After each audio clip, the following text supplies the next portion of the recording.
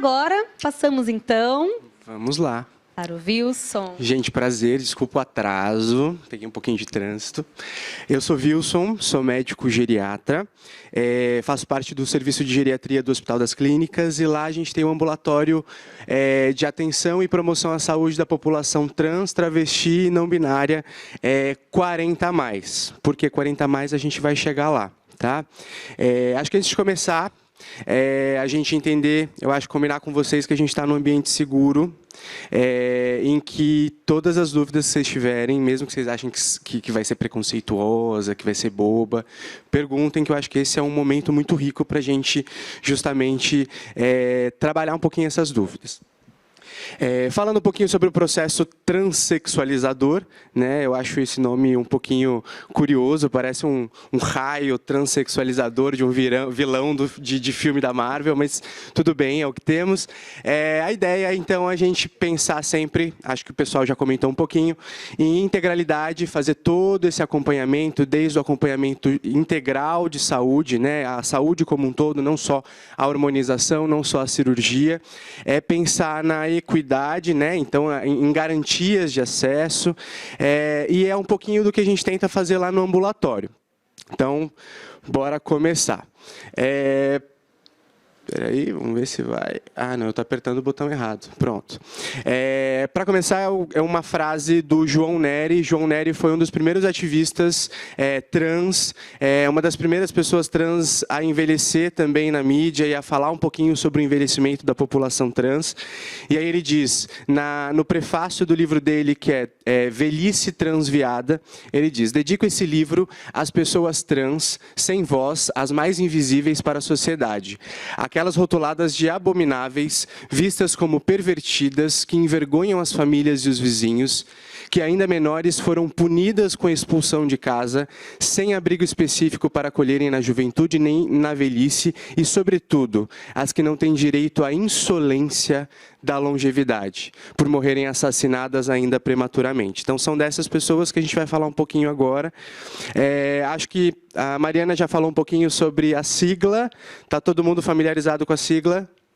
Se cair na prova, todo mundo vai saber o que é uma pessoa trans não binária masculina, não? Tá. Aqui rapidinho, só para dar uma pincelada, então a gente tem, esse é o biscoitinho do gênero. A gente vai entender então a sexualidade do indivíduo a partir da identidade, né? Que é aquilo, na verdade a gente vai começar ali pelo sexo biológico, ou hoje a gente usa um nome mais bonito, que é o sexo que foi designado ao nascimento, ou seja, nasceu, tinha um piruzinho, aí falou, não, é homem. Ou não, nasceu, tinha uma vagina, é mulher. Então, a gente fala que foi designado ao nascimento. Então, eu posso ser masculino, né, lá no extremo masculino, pode ser um sexo biológico ou um sexo designado ao nascimento feminino, e no meio do caminho a gente tem a população intersexo, que vai compreender aí síndromes endocrinológicas, síndromes genéticas, pessoas que nasceram com a genitália ambígua, que antigamente se chamava de hermafrodita, hoje a gente chama de pessoa intersexo. Tá? A gente tem a identidade de gênero, que é especificamente o que a gente está falando hoje. Então, se eu nasci, fui designado ao nascimento como homem, mas me entendo, me identifico como uma mulher, eu sou uma mulher trans.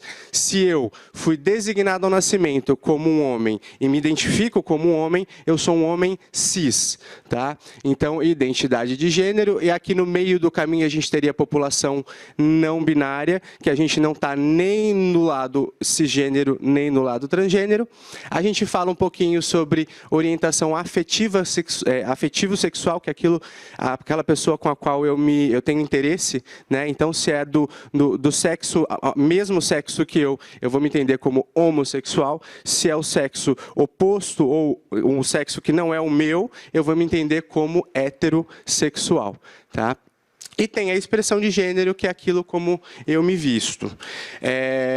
quem são essas pessoas trans que estão envelhecendo agora, né? É importante a gente saber quem são essas pessoas.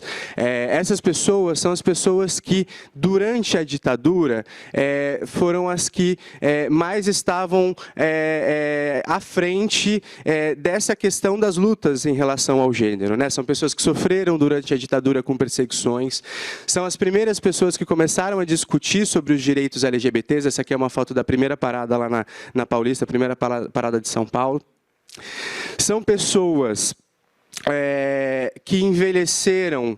Essas aqui são as Divinas Divas. Não sei se vocês já viram esse documentário, mas se não viram, recomendo. Essa aqui é a Rogéria, que eu acho que é a mais famosa, que todo mundo conhece. Elas são transformistas da década de 60, inclusive uma delas, a Divina Valéria, que está escondidinha aqui, é acompanhada lá com a gente no ambulatório. Aqui é o João Nery, que a gente comentou no começo, e aqui é a nossa queridíssima e brilhante Brenda Lee. Brenda Lee tinha uma casa em São Paulo, em que ela recebia meninas trans que se prostituíam no centro de São Paulo, e quando começa a epidemia do HIV, aquelas pessoas que não podiam estar internadas lá no Emílio Ribas, mas que também não tinham indicação de estar internadas, mas não tinham lugar para ir, não tinham uma casa para voltar, não tinha quem cuidasse, a Brenda Lee começou a receber as pessoas em casa, e com isso, criou-se uma casa de acolhida, a Casa de Acolhida Brenda Lee, que é importantíssima para a epidemia do HIV na década de 90. E aí, vamos lá, agora a gente vai chegar, chega de preâmbulos, a gente vai discutir um pouquinho alguns conceitos para a gente entender o cuidado de saúde dessa população. A gente vai entender os conceitos de vulnerabilidade, de estresse de minorias, interseccionalidade, questões de acesso à saúde e barreiras de acesso. Tá? Vamos chegar lá. Então, o que eu defino como vulnerabilidade? Vulnerabilidade é qualquer coisa que faça com que eu tenha um maior risco de adoecer. Então, pela definição, vulnerabilidade em saúde é a maior suscetibilidade de indivíduos e comunidades a doenças e danos, combinada com a menor disponibilidade de recursos para protegê-los, resultando em maior risco de adoecimento e impacto negativo na vida. Aí, lembrar que a gente não fala mais, por exemplo, sobre população de risco. Por quê? A população LGBT, na época da epidemia da HIV, foi muito estigmatizada. Podia ser uma pessoa homossexual que não transava com ninguém, não saía com ninguém, e ainda assim eu era vista como uma pessoa com um risco maior de adoecimento pelo HIV, o que a gente sabe que não é verdade. O comportamento de risco é que faz com que a gente tenha um maior risco de adoecimento ou não. Quando a gente fala de vulnerabilidade, a gente vai entender a vulnerabilidade na esfera individual. Então, assim, meu pai, minha mãe, eles têm diabetes, meus avós têm diabetes, eu tenho maior risco de ter diabetes. Então, eu tenho uma vulnerabilidade com uma maior propensão ao diabetes. A gente fala sobre vulnerabilidades comportamentais, afetivas, individuais, que vão levar a maior ou menor vulnerabilidade aí do indivíduo. A gente pensa nas vulnerabilidades sociais. Então, contexto socioeconômico em que eu estou envolvido. Se eu sou uma pessoa trans que não consigo emprego, não me alimento bem, não faço exercício físico, durmo mal, muito provavelmente eu vou ter um maior risco de adoecimento, né? Então, isso é uma vulnerabilidade social. E importantíssimo, e o que a gente está tentando diminuir aqui hoje, são as vulnerabilidades programáticas, né? É aquilo que o Estado faz ou deixa de fazer para garantir o acesso à saúde da população, né? E aí a gente vamos entender um pouquinho das vulnerabilidades quando a gente fala de envelhecimento da população trans. Quando a gente pensa em vulnerabilidade relacionada ao envelhecimento, a gente tem dois grandes estudos, que são o estudo SAB, que foi feito em São Paulo com 2.000 idosos, e o FIBRA, de Campinas, que foi feito com mais ou menos 700 idosos, e que mostram que, o de São Paulo mostra que o fato de eu ter uma escolaridade, renda, posse de seguro-saúde, essas três coisas fazem com que eu tenha um melhor acesso à saúde e, com isso, eu tenha menor risco de adoecimento. Então, o oposto, a mesma coisa. E o de Campinas mostra que condições sociais e de rendas vão gerar uma maior vulnerabilidade individual na velhice. Ou seja, pessoas que têm menos renda, que têm menos acesso, vão ter um maior risco de síndromes geriátricas, que a gente chama, que são as grandes questões relacionadas ao envelhecimento. Então, incontinência urinária, perda de apetite, quedas, problemas de memória e distúrbios do sono. Então, por si só, envelhecer já é algo que faz com que a gente tenha uma maior vulnerabilidade. Vou só tomar uma água que a boca secou. Momento de suspense. Vamos lá. Certo. Quando a gente fala da população LGBT, a gente vai falar sobre estresse de minoria. O que é o estresse de minoria? O estresse de minoria é o fato de eu ter estressores distintos ao longo da vida, como a não aceitação da família, a não aceitação da sociedade, a homofobia internalizada, porque se eu sou de uma forma que as pessoas não querem que eu seja, eu não quero ser dessa forma. Então, eu também vou sofrer internamente a homofobia, tá? A marginalização e violências das mais diversas possíveis. Então, o estresse de minoria, que vem lá dos nossos colegas relacionados à questão do racismo, né, dos movimentos negros e tudo mais, ele vai falar que se eu tenho se eu sou uma população minorizada, eu vou ter um estresse crônico que vai fazer com que eu tenha um maior adoecimento em saúde mental, então eu vou ter um maior risco de suicídio, de ideação suicida e de uso e abuso de substâncias psicoativas. E também esse estresse crônico que deixa o corpo cronicamente inflamado vai aumentar o risco também de excesso de peso, hipertensão, diabetes e alguns riscos modificáveis. Então, tabagismo, né, etilismo e por acessar menos o serviço de saúde, eu vou também fazer menos exames preventivos. Então, o estresse de minoria também, isoladamente, vai fazer com que eu tenha um maior risco de adoecimento quando comparado com a população em geral. Tendo em vista a questão da vulnerabilidade relacionada ao envelhecimento e da vulnerabilidade relacionada a ser uma pessoa LGBT, mais especificamente uma pessoa trans, se eu junto as duas coisas, isso ganha uma nova camada. Isso é o que a gente dá o nome de interseccionalidade, que também vem lá do feminismo negro, que vai falar que fatores como raça, gênero, renda e idade, eles vão se somando em vulnerabilidades, fazendo com que eu tenha um maior ou menor risco de adoecimento. Um exemplo prático.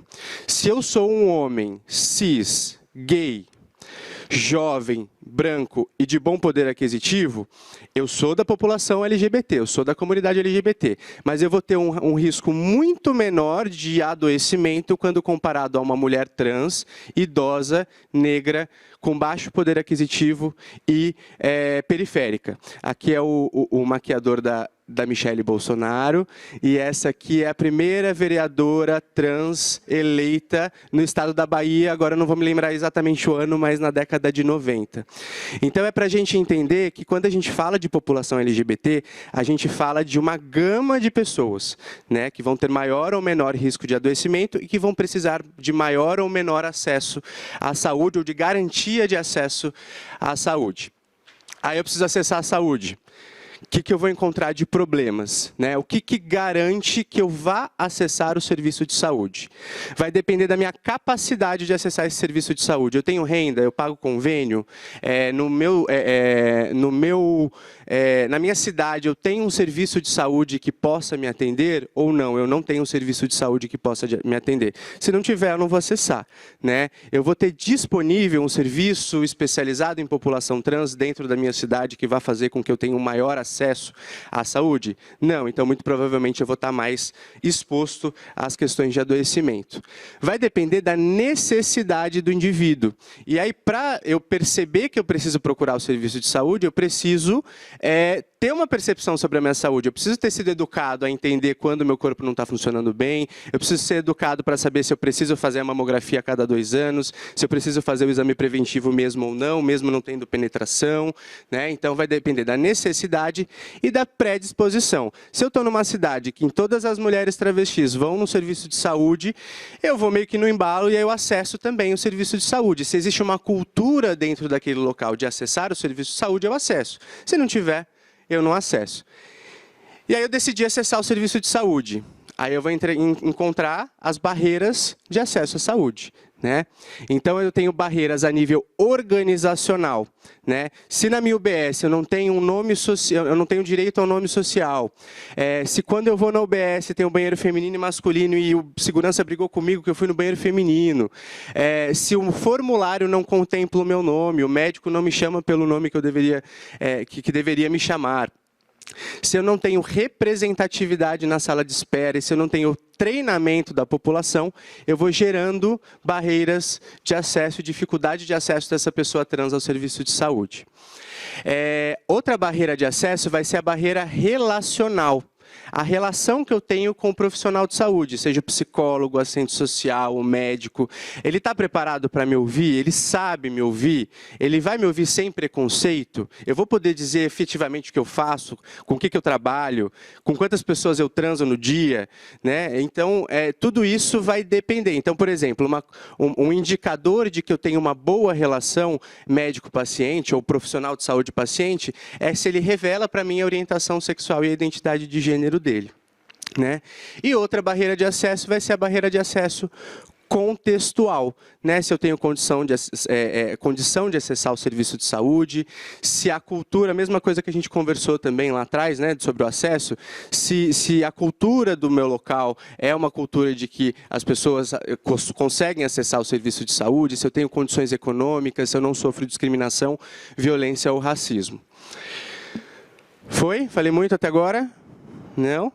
Então tá, então vamos lá. E agora a gente vai trazer alguns dados. Esse dado é do professor Milton, que é o meu professor, o professor orientador e chefe lá do ambulatório trans, que eu faço parte, ele é médico geriatra também.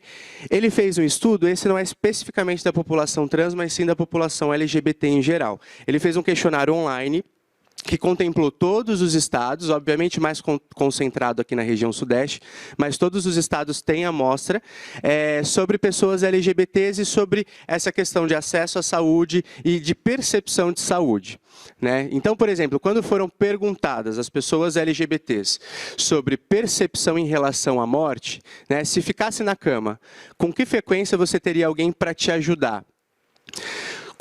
Nunca ou quase nunca. Pessoas LGBTs, 19%, não LGBTs, 13%. Você se sente sozinho?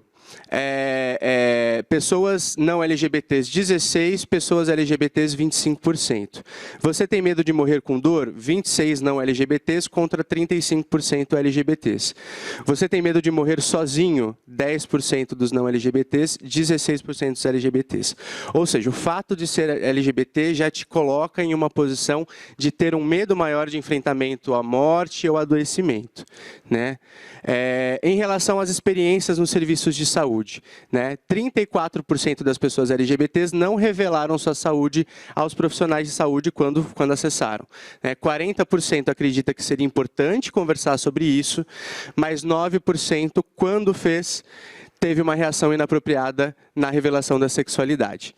E, em geral, mais de 50% dos LGBTs não sabe ou não acredita que os médicos tenham preparo para lidar com as particularidades da saúde da população LGBT. Ou seja, a gente precisa de um trabalho de formação, um trabalho de treinamento. Quando a gente pensa em envelhecimento, a gente vai falar sobre síndromes demenciais, que são muito prevalentes, sobre a finitude e sobre a violência.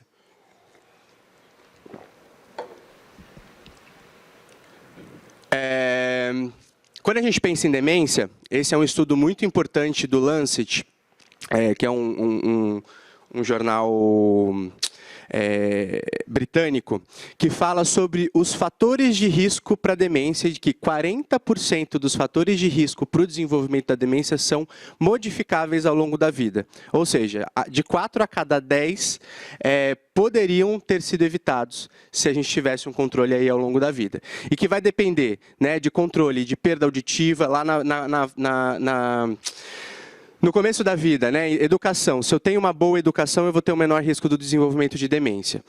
Durante a vida, se eu tenho alguma perda auditiva e ela é controlada, eu consigo evitar o risco de demência. Se eu consigo evitar AVCs, se eu consigo controlar a hipertensão, se eu consigo controlar o uso e abuso de álcool, se eu consigo controlar a obesidade. E aí aqui, mais em fases mais avançadas da vida, cessação de tabagismo, controle de depressão, controle de isolamento social, atividade física, poluição do ar e diabetes. Ou seja, se eu consigo controlar tudo isso aqui, eu consigo evitar 40% dos desenvolvimentos de demência, né? E aí, quando a gente pensa em população trans, será que elas estão acessando o serviço de saúde para conseguir fazer esse controle e ter um menor risco de desenvolvimento de demência durante a vida mais tardia, né? Então, pensando aqui em lésbicas e homens gays, né, esse trabalho da Austrália mostra que o fato de ser lésbica ou gay causa um maior risco de desenvolvimento de demência, um maior estresse de minoria, uma piora da saúde mental, dificuldade de acesso aos serviços de saúde e controle de doença e maior presença de tabagismo. Eu vou passar um pouquinho mais rápido, que eu acho que senão a gente vai demorar muito. Esse aqui é interessante também, em relação aos cuidados de fim de vida. Pessoas LGBTs, num geral, 70% procuram amigos próximos para o suporte de fim de vida, quando comparados aí com a população em geral, que geralmente vai ser aí relacionado aos familiares. Então, para resumir um pouquinho de tudo que a gente falou agora, ser uma pessoa trans. Que idade é considerada velhice? Que a gente falou, né, do 40 a mais. Por que a gente considera que uma pessoa trans é idosa a partir dos 40 anos? Por quê? Primeiro, relacionado à expectativa de vida. Obviamente, a gente não tem dados do IBGE que digam para a gente a expectativa de vida real da população trans hoje, mas os dados que a gente tem, que geralmente são relacionados aí à questão de suicídio e assassinatos, infelizmente, que são dados do ANTRA, é de que a expectativa de vida de uma pessoa trans é de 37 a 39 anos aí de idade. Já até subiu um pouquinho mais, antes era 35. Questões laborais, né? Hoje ainda, 70%, pelo menos pelo último dado do censo de população trans que a gente tem pela ANTRA, mais de 70% da população trans hoje ainda é profissional de sexo. Então, se a gente pensa num profissional de sexo que passa dos 40 anos, ele vai perdendo o valor de mercado, ele vai ficando no ostracismo, e isso também confere aí uma questão em relação ao envelhecimento, né? Por que o idoso se chama, ou por que a gente chama a pessoa de aposentado, né? Porque é aquela pessoa que fica reclusa no aposento, né? Então, quando a pessoa trans passa dos 40 anos, ela começa a ficar aposentada, ela começa a se retirar do campo de trabalho. E pensando também na questão do planejamento de envelhecimento de vida saudável, né? A gente pensa em começar a fazer esse acompanhamento aos 40 anos para a gente ter o direito de envelhecer de uma maneira mais saudável. Então, ser uma pessoa trans hoje no Brasil tem um risco maior de solidão, maior vulnerabilidade financeira, maiores barreiras de acesso, preconceito dos profissionais de saúde, e aí por conta disso, né, menor procura dos serviços de saúde, acabam tendo maiores índices de tabagismo e etilismo, maior risco de infecção pelo vírus do HIV, maiores questões relacionadas à saúde mental. Existe o fato aí da volta ao armário tardia, que a gente comenta também, né? A pessoa vai lá, vive a sua vida da forma como se identifica, mas aí na hora que precisa do cuidado, na hora que adoece, que precisa ser cuidada por alguém, e aí ou precisa voltar para a casa da família, ou precisa ir para uma instituição de longa permanência, ela é obrigada a esconder novamente a sexualidade para poder ser aceita naquele local, né? Então, isso é uma questão que as pessoas idosas, LGBTs e pessoas trans acabam sofrendo. Por conta de tudo isso, maior risco de síndromes demenciais e síndromes demenciais mais precoces e um maior risco de síndrome de fragilidade do idoso, que é aquele emagrecimento, aquele idoso que você fala, ele é frágil, né? Isso, a grosso modo, isso seria a síndrome de fragilidade do idoso. E aí, como é que a gente resolve tudo isso, né? A gente resolve tudo isso pensando em ambientes livres de preconceito, pensando no cuidado integral e na promoção de saúde da população trans, pensando numa consulta, num atendimento com uma comunicação afirmativa. O que é isso? Né? A gente entender, não precisa usar a linguagem do E, mas entender como a gente pode conversar e se comunicar sem ferir a outra pessoa, né? Formação de profissionais capacitados, políticas públicas de enfrentamento pertencimento e estímulo a redes de convivência e pertencimento. Estamos já indo para o final. Então, em relação aí aos serviços de saúde, todo ambiente é um ambiente neutro, né? O Milton fala que neutro só shampoo, e às vezes nem shampoo, porque talvez tenha um pouquinho de alguma coisa aí. Mas a gente não pode assumir que todo mundo é heterossexual, né? Todo mundo que senta na nossa frente para ser atendido é heterossexual. Então isso é importante. É importante a gente saber a orientação sexual e a identidade de gênero dos nossos pacientes, porque isso vai conferir melhor acesso aos serviços de saúde, melhor controle das doenças crônicas, melhor adesão às medidas de promoção à saúde. E aqui é um exemplo, né, que da cidade de São Paulo, pelo menos toda OBS tem um cartaz com como você quer que eu te chame, né, logo de cara. Então você já entra na OBS sabendo que aquele local, se identificando com aquele local, sabendo que aquele local provavelmente vai ser um local em que você vai poder ser atendido sem preconceito. Vamos lá. Pensar em saúde integral, que a gente já vem comentando aí durante o que eu venho falando. A gente tem o que a gente chama de a síndrome do braço quebrado da pessoa trans, né? Que é o quê? A pessoa estava lá num sábado, tomando uma cervejinha, pintando a parede, subiu na escada, caiu, quebrou o braço. Ela é uma pessoa trans. Ela chega no pronto-socorro, eles vão querer saber sobre a hormonização, eles vão querer saber se fez cirurgia, se não fez cirurgia, vai internar, onde vai internar. Então, assim, vai se pensar muito sobre hormonização, ISTs e tudo mais, e não vai se pensar numa saúde integral do indivíduo, que é fundamental aí para o tratamento. Então, pensando em saúde integral, é promover atividade física, saúde mental, controle das doenças crônicas, ofertar aí os rastreios, que vai mudar um pouquinho da população trans para a população em geral, em relação à mamografia, exame de próstata e tudo mais. Fazer um bom controle de sono, garantir o acesso à saúde, garantir uma dieta saudável, a sociabilização e controle de estresse. Em relação à comunicação afirmativa, é um pouquinho do que eu falei, vou passar um pouquinho mais rápido, só que senão vai ficar muito demorado, mas é só a gente pensar nesse sentido de, eu quero perguntar se a pessoa tem um marido ou uma esposa. Eu não preciso perguntar marido ou esposa, eu posso perguntar, você tem alguma parceria? Isso é uma forma de você mostrar para a pessoa que pode ser um homem, pode ser uma mulher. Exame físico, né, que é uma coisa muito delicada muitas vezes. Então, garantir que a pessoa possa se despir de uma maneira isolada, garantir que a pessoa possa ter alguém acompanhando na consulta se ela se sentir mais confortável. Então, pensar em tudo isso são estratégias que a gente pode ir utilizando para fazer uma consulta mais afirmativa. Aqui a equipe do ambulatório. A gente lá no ambulatório tenta fazer esse acompanhamento mais integral da saúde, então a ideia é a gente pensar aí, né, na biografia singular e entendimento das preferências de como das preferências relacionadas aos pronomes, né, prefere ser chamado no feminino, prefere ser chamado no masculino, como é que foi essa história de transição, né, quando começou a pensar, e a grande maioria se entende como pessoa trans lá do comecinho, desde quando era criança, né, aquilo que a gente estava comentando, né, dessa necessidade obrigatória de um ano de acompanhamento para começar a hormonização. Para a pessoa chegar no pronto-socorro, quando você está com uma dor no dedinho, para você ir até o hospital, é porque essa dor no dedinho está incomodando já há alguns dias. Se você pensar numa questão de identidade de gênero, para a pessoa chegar no médico para pedir o hormônio, ela já está pensando nisso há muito tempo, né? Então, para quê ter que acompanhar um ano? E tem aquilo que a gente comentou, né, que a pessoa trans ela vai fazer hormonização independente de você, né? Isso é lenda, você achar que ela vai ficar um ano sem tomar hormônio, né? As pessoas elas elas são uma comunidade, né? Se a gente pensar nas pessoas trans que vivem marginalizadas, elas são uma comunidade. Então uma vai falando para a outra qual hormônio toma, aí toma numa dose mais alta, toma o hormônio que não deve, aumenta o risco de trombose, aí danou-se, né? Então a gente tem que quebrar essas barreiras de acesso justamente para facilitar esse acompanhamento de uma maneira formal, né?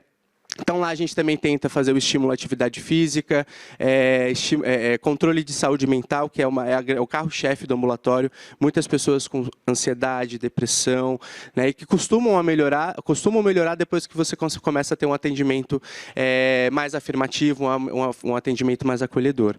A gente fala um pouquinho também sobre terapias de afirmação de gênero, mesmo pessoas idosas podem fazer a hormonização. A gente lida com as questões aí relacionadas à silicone industrial, geralmente a gente encaminha, né, porque são questões mais cirúrgicas. A gente conversa bastante sobre prevenção de STs e faz o acompanhamento dos exames de rastreio. Importantíssimo a gente estabelecer essas redes de convivência e pertencimento.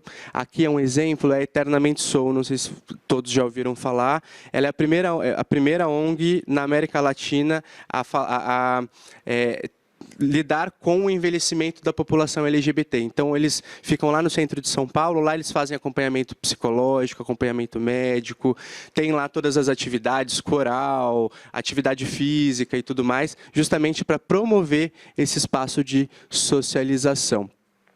E pensando em políticas públicas e de saúde, a gente tem a questão aí da OPAS, da década do envelhecimento saudável, né? A gente tem aí até 2030 para garantir para os idosos, né, a mudança de percepção sobre a velhice, né, sobre o que é ser uma pessoa idosa, garantir que as comunidades promovam capacidade das pessoas idosas, entregar serviços de cuidados integrados de atenção primária à saúde centrados na pessoa e adequados à pessoa idosa e propiciar o acesso a cuidados de longo prazo às pessoas idosas que necessitem. Então é isso, basicamente, pensar no envelhecimento ativo é pensar em controle da saúde, em segurança desse indivíduo, em participação social e em aprendizado ao longo da vida. Mensagens finais, só porque acho que eu falei muito. É importantíssimo a gente entender as vulnerabilidades da população LGBT, especificamente da população trans, pensar nessas interseccionalidades que vão interferir no acesso à saúde, reduzir as barreiras de acesso a essa população, entender a importância de um atendimento afirmativo, e aí afetivo também, e integral, promover a capacitação de profissionais e a promoção de ambientes acolhedores, fazer um fortalecimento de redes de pertencimento para a população LGBT e promover uma saúde integral para o envelhecimento ativo. A informação e a luta contra o preconceito são as melhores maneiras de cuidar de alguém. Deixo mais uma mensagem do João Nery: não se acovardem, ser o que somos não tem preço, viver uma mentira nos enlouquece. É isso, obrigado, gente. Agora é para você. Muitíssimo obrigada. Nossa, foi excelente. A todas as apresentações, e tenho certeza que a próxima será. Acho que é muito importante, né? A gente acabou de sair de um Enem que fala, inclusive, sobre velhice. Então, pensar sobre a questão trans e a velhice é importantíssima, a questão da interseccionalidade de tudo isso, né? Então, uma pessoa, a referência, inclusive, a parlamentar, né, que é uma pessoa trans, negra, idosa, periférica. Então, entender tudo isso e acho que pensar também desse lugar. Acho que o ambulatório me parece ter esse lugar, inclusive, a sua apresentação, né? O ambulatório estou conhecendo agora, inclusive o ambulatório é recente, né? Tem 3 anos. 3 anos. Então, pensar inclusive, sobre esse atendimento, né, mais integral. Acho que isso ajuda, porque a gente aqui tem diversos serviços, né? A gente tem posto de saúde, a gente tem CAPS, a gente tem SAI, então tem profissionais de âmbitos distintos, então foi bem importante. Antes de eu passar para a Bruna, eu gostaria que todo mundo que estivesse aqui já tivesse feito a sua inscrição e credenciamento ali. Se não, por favor, vamos tentar encerrar esse credenciamento pela manhã. É importante depois para a gente conseguir gerar certificado, também contar aí com a participação de vocês. A gente passa para a Bruna agora. Talvez a gente tenha pouquíssimo tempo para dúvidas, mas eu vou pedir para todo mundo, inclusive, escrever para essas dúvidas, essas questões não se perderem, porque o espaço da tarde, que inclusive vai ser mediado pelo Dr. Murilo, que está aqui, vai ser um espaço importantíssimo de troca, para a gente falar sobre as experiências, a gente poder trazer as dúvidas, as questões, falar sobre os lugares da onde se fala também do território. Então, como é atender pessoas trans em registro, como é atender pessoas trans em Cananéia, como é atender pessoas trans em Eldorado, em Barra do Turvo, enfim. Eu não sei, depois a gente faz, depois do credenciamento, a gente pega quais são os municípios que estiveram presentes, né? Acho que na primeira mesa a gente, inclusive, fala um pouco sobre isso. Bruna, o espaço é todo seu.